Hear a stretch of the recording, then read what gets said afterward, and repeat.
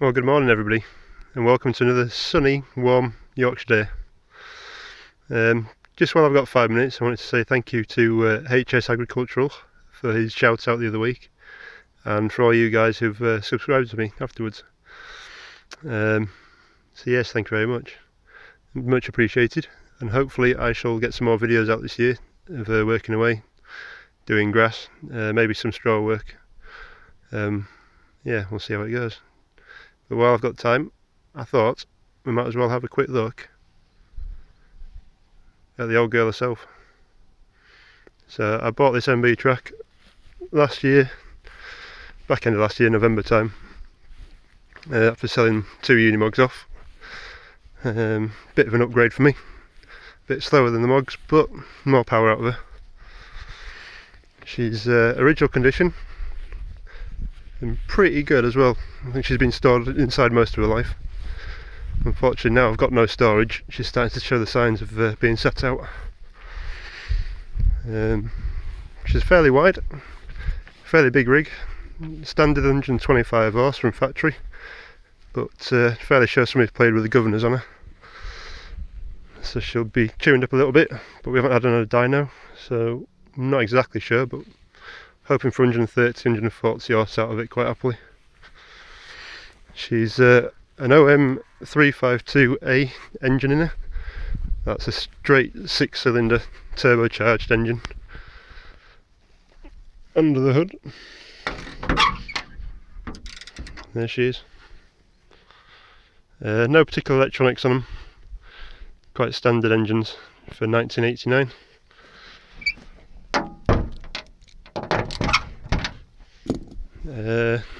Fairly well spec'd for her.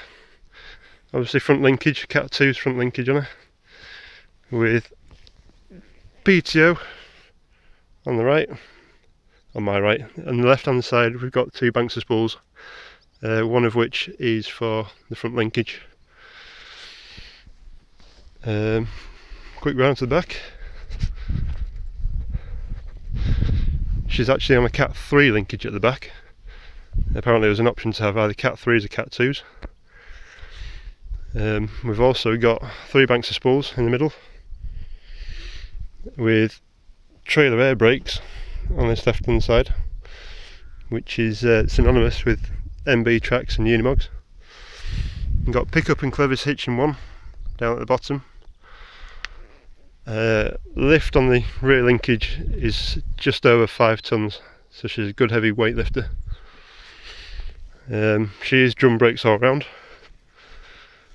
some of them were discs, and then there's obviously been an MB trac front linkage, front suspension on there as well, which was quite modern in those days. I can't think of anybody else who had them until the fast track came along, and obviously Unimogs. Inside, spacious cab with passenger seat, and a good sized passenger seat as well. You could sleep in here if you really wanted to. Inside, the cab itself is original as far as I'm aware.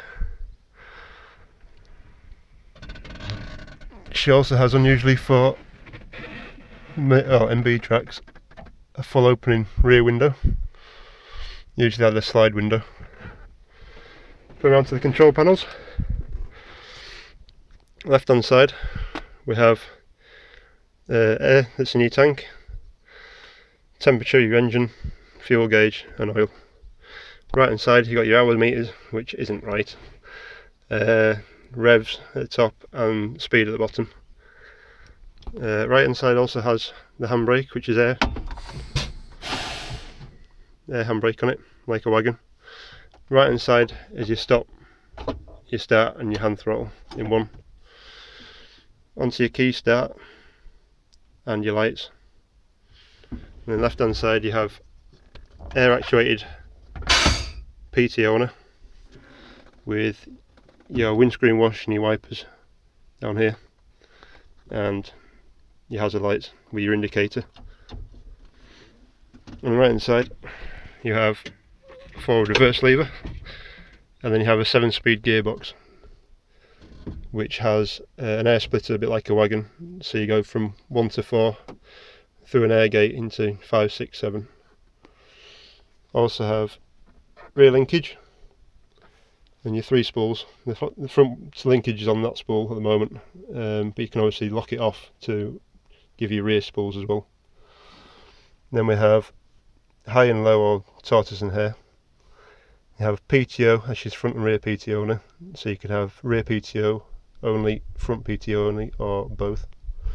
And then you have your 540, 1000 PTO and neutral in the middle. So yeah, nice comfy cab on the road. She's quite quick, she's 40k, not for the day, she's quick.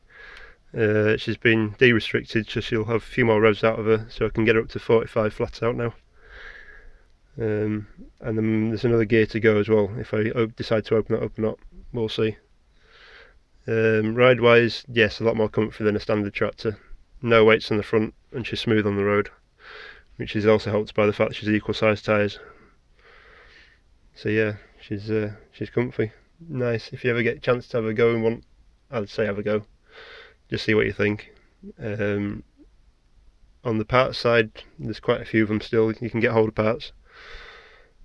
Yes, they are expensive being a Merc, but on the other hand, they are well made, so if you look after it, it will look after you, and there'll be no problems. There's plenty of dealers out there, and plenty of people that can work on them and know about them. So yeah, that's about it. It was just a quick walk through. I hope you enjoyed it. If you've got any comments or any questions, please put me in the box. Otherwise, thank you very much, and I'll leave it there. Cheers, bye.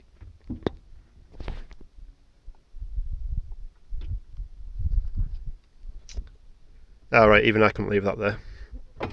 About time to make a bit of a noise while we go back up the field, I guess. So, if I can get it started.